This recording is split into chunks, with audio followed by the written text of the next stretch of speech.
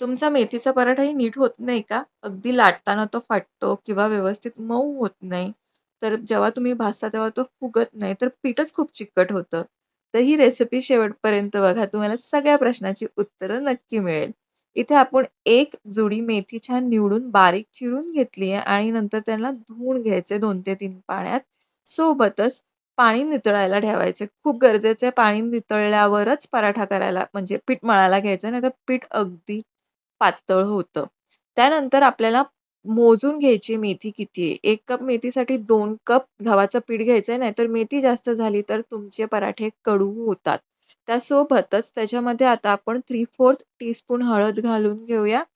ओवा घालून घेऊया. ओवा मी इथे अंदाजे अर्धा 1½ टीस्पून घेतलाय. छानपैकी हाताने त्याला आपण चोळून घेऊया आणि मग घालूया. सोबतच इथे मी 3 टीस्पून लाल तिखट घेतलेलं आहे आणि हिरवी मिरची आणि अद्रकचं वाटण सुद्धा घेतलेलं आहे, जे 3 टीस्पून आहे किंवा 1 टेबलस्पून. चवीपुरतं मीठ घालून घेऊया. अंदाजे 2 टीस्पून मीठ घातलंय. ओवा घालून घ्यायचे आणि इथे मी 3 टीस्पून तेल घातलेलं आहे.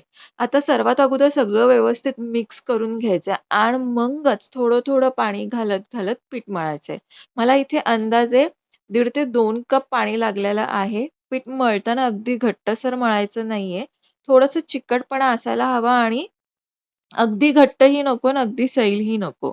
आता त्याला ओल्या कपड्याने थोडंसं झाकून ठेवून 15-20 मिनिटं बाजूला ठेवूया आणि नंतर करण्याच्या वेळेस परत एकदा पीठ छानपैकी मर्दून घ्यायचंय आणि छोट्या-छोट्या लाटी करून घ्यायच्यात. लाटी करताना सुद्धा त्याला जास्त पीठ लावायचं नाहीये आणि एकसारखा पराठा छानपैकी लाटून घ्यायचा आहे. तुमचा पराठा व्यवस्थित लाटला जात असेल, तुम्हाला अगदी खूप ताकद लावून लाटायची गरज वाटत नसेल, लागत नसेल, तर समजायचं की तुमचं पीठ तुम्ही व्यवस्थित मळलेलं आहे आणि आणि छान मऊसूत झालेलं आहे. आता तवा गरम करून तव्यावर थोडंसं तेल तूप लावूया आणि पराठा शेकून घेऊया. पराठा शेकताना पहिली जी खालची बाजू आहे ती छानपैकी शेकल्यावरच पलटून घ्यायचं आहे आणि नंतर दुसरी बाजू सुद्धा शेकून घ्यायची आहे आणि गॅसची फ्लेम मीडियमच ठेवायची आहे, हाय ठेवायची नाहीये.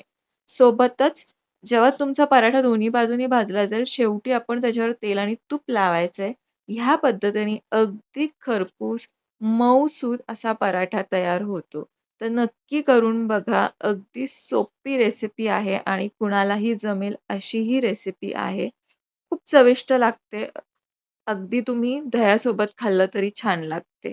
तुमचे कमेंट्स नक्की शेअर करा.